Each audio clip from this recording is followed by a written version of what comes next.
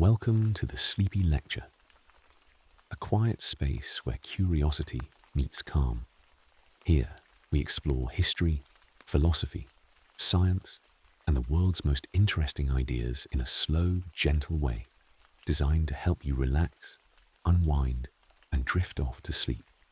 Whether you're here to learn something new or simply let your mind settle after a long day, you're in the right place. So get comfortable, close your eyes, and let tonight's lecture softly carry you into rest.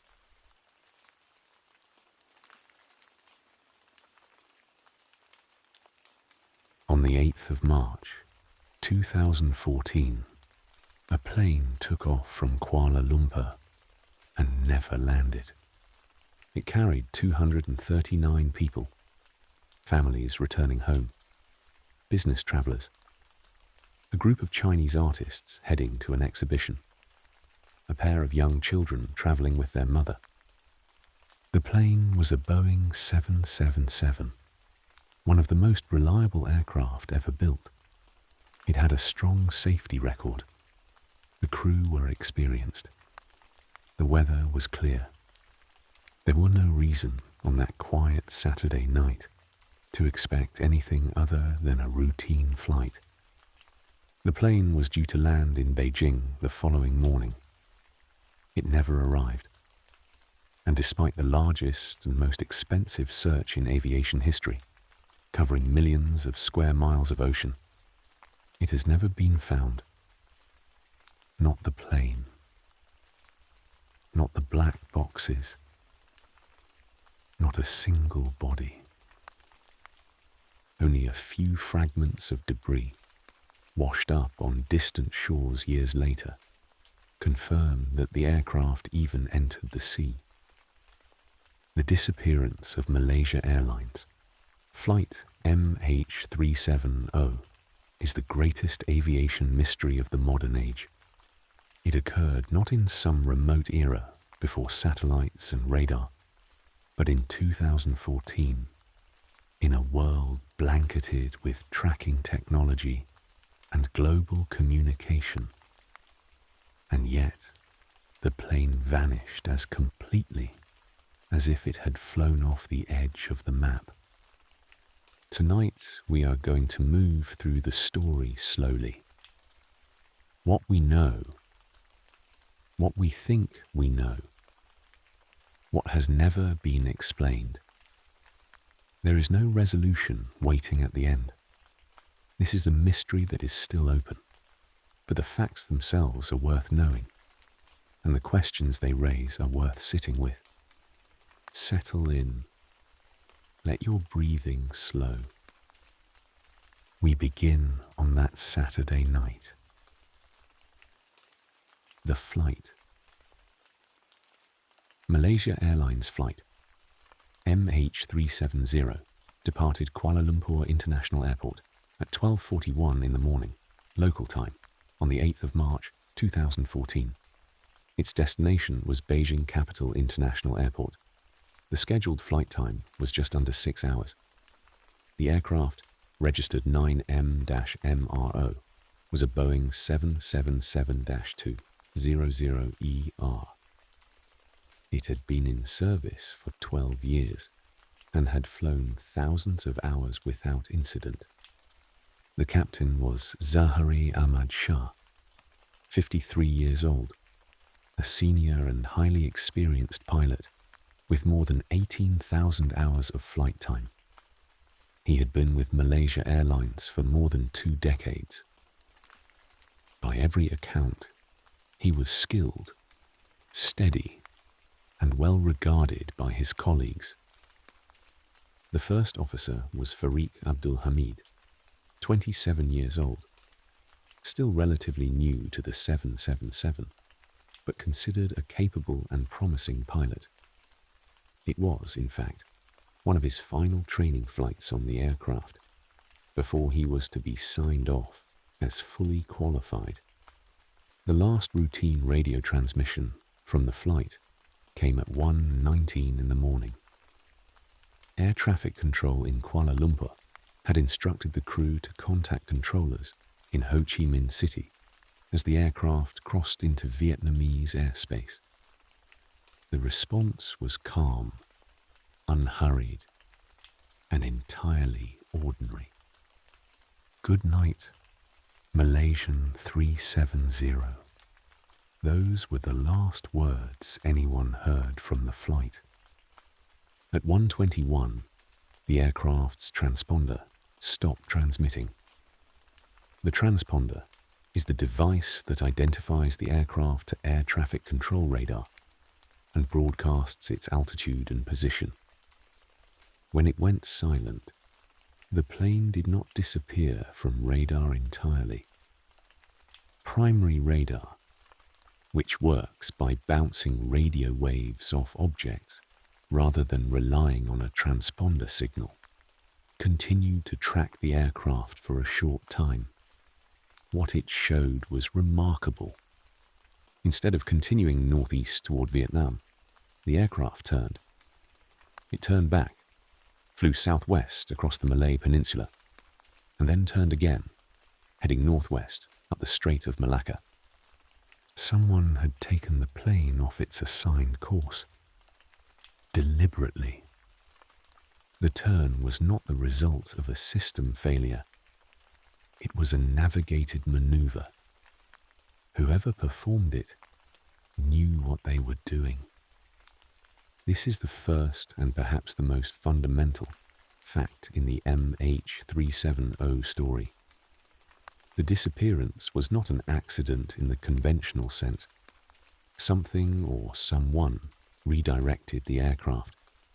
After that point, everything else is a consequence of that unknown action. The hours after. Malaysian military radar tracked the aircraft as it flew northwest. It passed over the northern tip of Sumatra, and then, somewhere over the Andaman Sea, it faded from radar range. In the hours that followed, something else was happening that the world would not learn about for several days.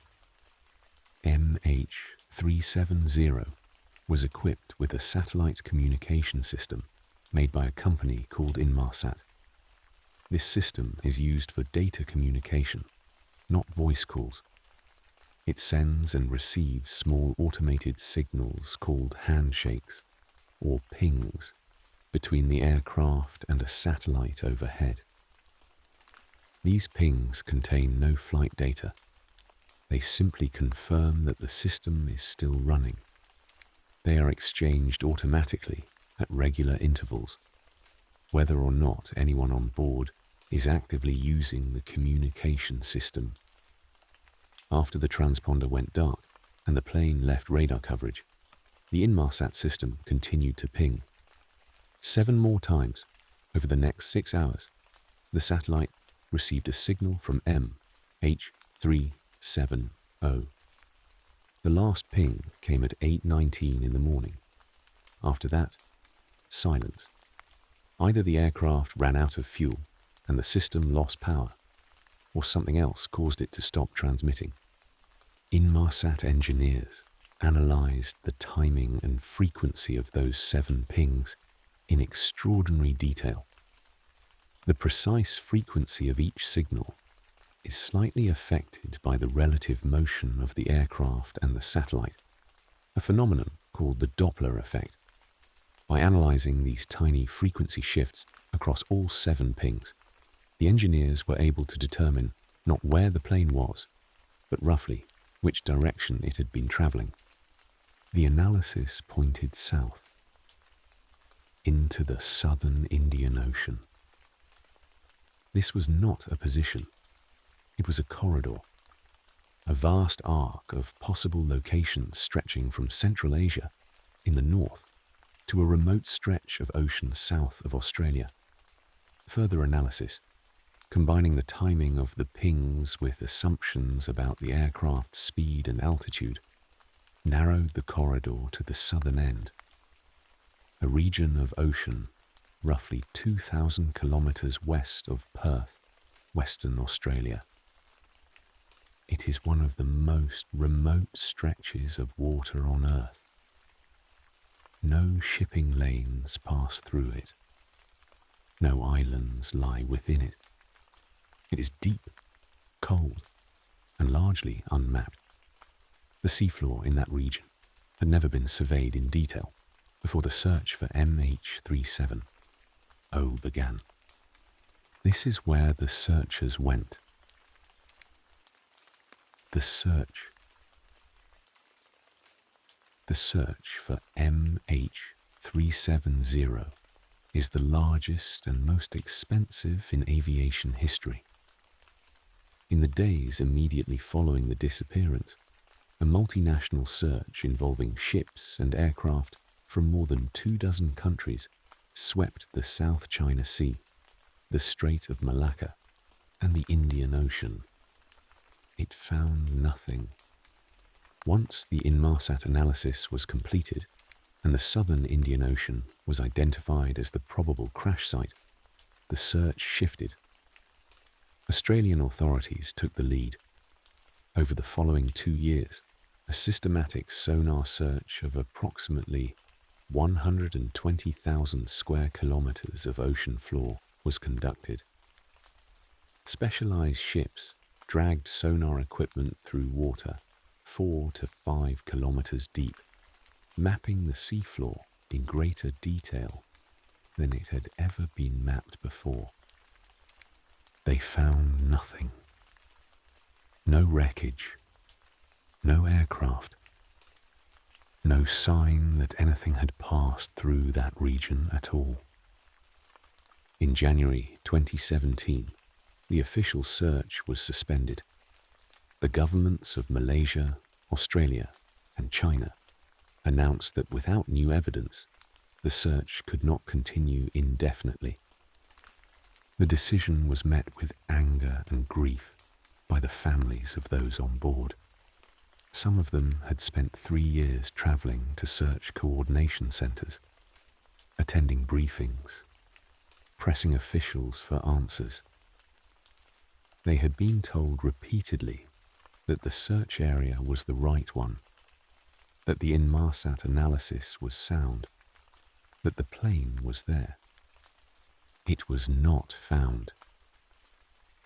In 2018, a private company called Ocean Infinity was contracted by the Malaysian government to resume the search using a fleet of autonomous underwater vehicles capable of covering far more ground than the earlier search. It surveyed an additional 25,000 square kilometers. Still nothing. The plane was in the southern Indian Ocean, or it was somewhere else entirely. The Inmarsat data pointed south with reasonable confidence, but reasonable confidence is not certainty, and the southern Indian Ocean is very large. The official position of the investigation is that MH370 crashed in the southern Indian Ocean, that all 239 people on board died, and that the specific location of the wreckage has not yet been found. This may be exactly right. It is the most defensible conclusion from the available evidence. But the families of those on board have never fully accepted it. And given that the plane has not been found, their refusal to accept it cannot be called unreasonable. The debris. The search found nothing, but the ocean eventually gave something back. On the 29th of July, 2015, a piece of aircraft wreckage washed ashore on the island of Reunion in the western Indian Ocean. It was identified as a flaperon, a control surface from the wing of a Boeing 777. The serial numbers confirmed it came from 9M-MRO, from MH370. The flaperon had drifted from wherever the aircraft had entered the water, carried by the currents of the Indian Ocean, for roughly 16 months before reaching Reunion. Ocean drift modeling confirmed that for a piece of debris to reach reunion in that time frame, it would have had to enter the water somewhere in the southern Indian Ocean. This was consistent with the Inmarsat analysis. Over the following years, more pieces arrived. A section of wing flap found in Tanzania, fragments found in Mozambique, South Africa, Madagascar, and Mauritius. In total, around 30 pieces of debris have been identified as coming from MH370, or assessed as probably doing so. All of them washed up on the western shores of the Indian Ocean. All of them are consistent with the aircraft having entered the water somewhere in the southern Indian Ocean, east of the search area.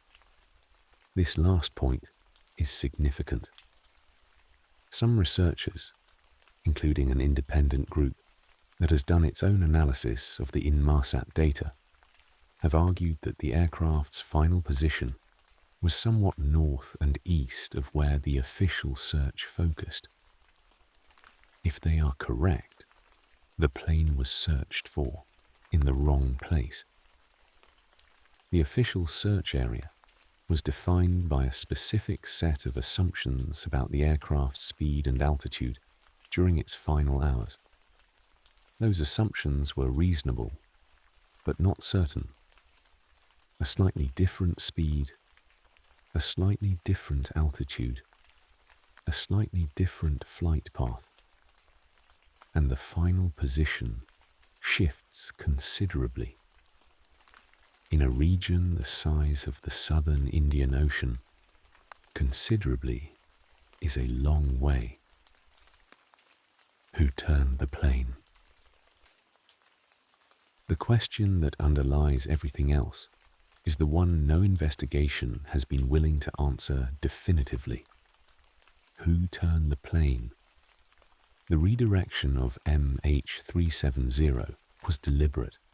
That is established. The transponder was switched off. The aircraft was flown off course.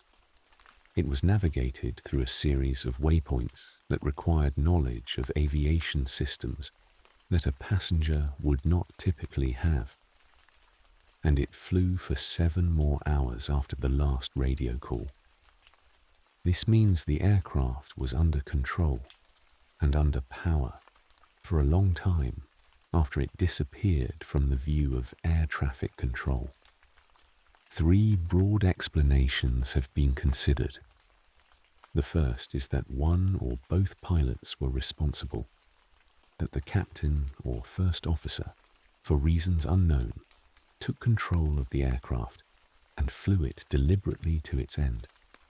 Zaharia Ahmad Shah was investigated extensively.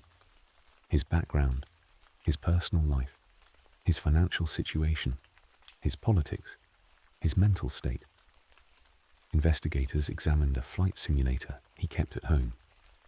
Initial reports suggested he had practiced flying a route into the southern Indian Ocean on that simulator.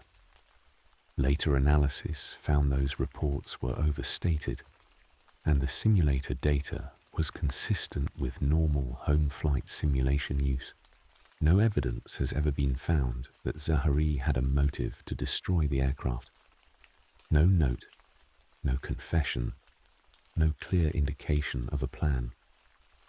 The investigation found him to be a stable and professional individual, with no obvious reason to do what someone on that aircraft did. The same was true of Farik, his first officer. The second explanation is an unknown third party. Someone on board, a passenger or a stowaway, who gained access to the flight deck and took control.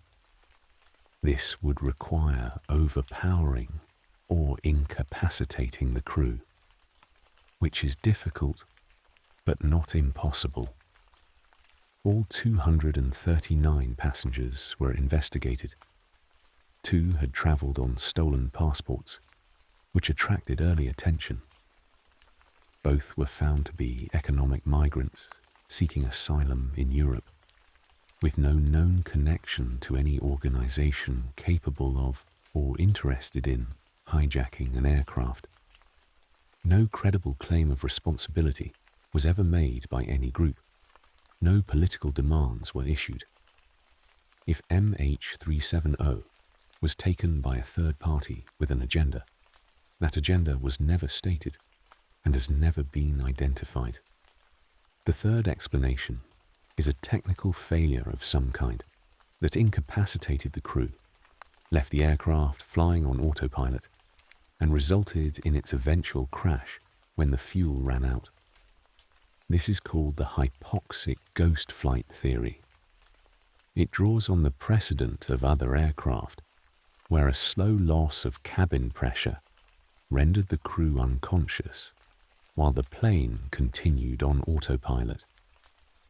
The problem with this explanation is the turn, the deliberate, navigated turn back over the peninsula and up the Strait of Malacca. A ghost flight would be expected to continue on its last programmed heading, not to execute a complex course change, unless the course change was programmed before the crew became incapacitated, in which case someone, at some point before the loss of contact, entered a new flight plan into the navigation computer. That someone was either the captain, the first officer, or an unknown third party. None of these explanations is satisfying. None has been proven. The investigation has officially left the cause of the disappearance as unknown.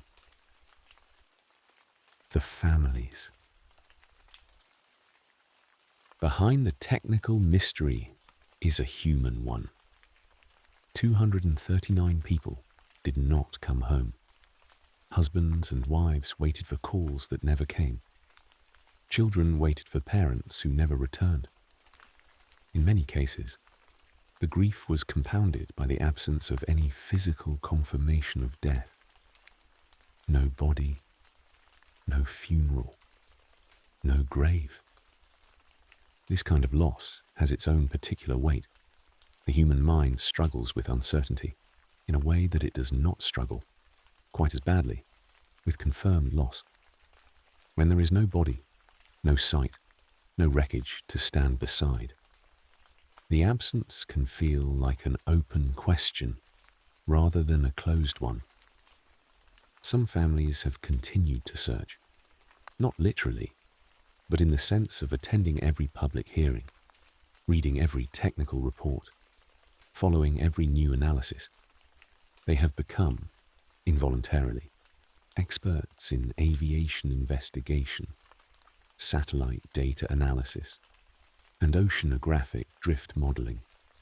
They have pressed governments and airlines and investigators with a persistence born of grief and love, and the refusal to accept that the question will never be answered. Others have been broken by the years of waiting, by the false leads and the search suspensions and the statements from authorities that offered process but not answers. The families of MH370 are still waiting. As of this recording, no final determination of cause has been made. The aircraft has not been found. The investigation is technically ongoing, though no active search is currently underway. Their loss is real, and it is unresolved, and it deserves to be named plainly before we allow the mystery to drift back into the abstract. 239 people gone. What stays open? MH370 sits in a category of its own. It is not an ancient mystery, softened by time into something comfortable to contemplate. It happened recently enough that the people who lost someone on that flight are still alive, still grieving, still waiting. and it is not explained. Not by the official investigation, and not by any of the alternative theories that have been advanced. The theories are numerous. Some are careful and technical. Some are wild. A few have attracted serious attention from qualified investigators. There is the theory that the aircraft was shot down by a military exercise, and the true cause covered up to protect those responsible. There is the theory that it landed somewhere, that the passengers are being held. There is the careful, technical argument that the search was in the wrong part of the ocean, and that the plane lies further north, in a region that has never been searched. Each of these theories has people behind it who are not cranks, who are engineers, investigators, mathematicians, former airline officials, people who have spent years on this, who believe the official account is incomplete. They may be right. They may be wrong. The plane has not been found, which means no theory has been disproven. What is certain is that something happened on that aircraft in the small hours of the 8th of March, 2014, between the last radio call and the first deviation from the flight path. Something that took a routine flight and turned it into a question that has never been answered. The southern Indian Ocean continues, wide and cold and dark, holding whatever it holds. Somewhere down there, in water perhaps 4 or 5 kilometers deep, in a region of seafloor that has still not been fully searched, there may be a piece of wreckage large enough to tell us what happened. The aircraft's recorders, if intact, would hold the data from those final hours. The voice recorder would hold the sounds in the cockpit. The answer may be sitting down there, intact, waiting for a vehicle to find it. Or it may not be there.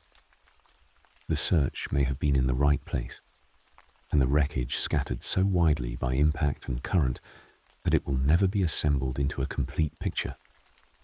Either way, the question remains open.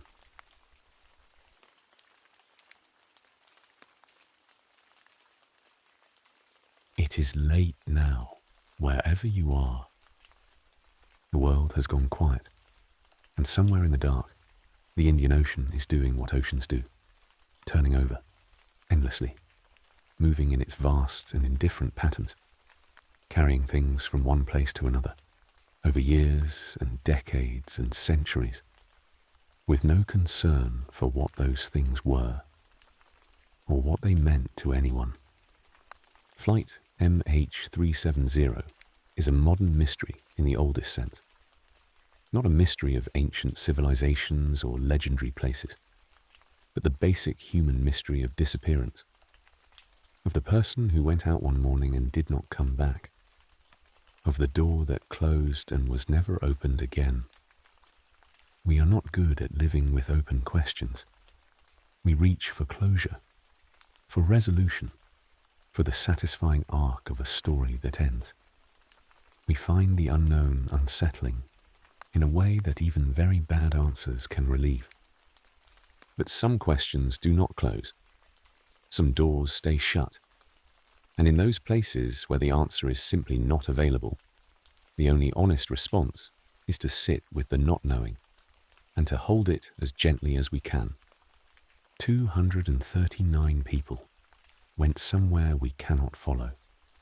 Whatever happened, they are beyond the reach of the search teams and the investigators and the theorists and the families who have spent years reaching toward them. What remains is the question and the care and the refusal to pretend the loss does not matter.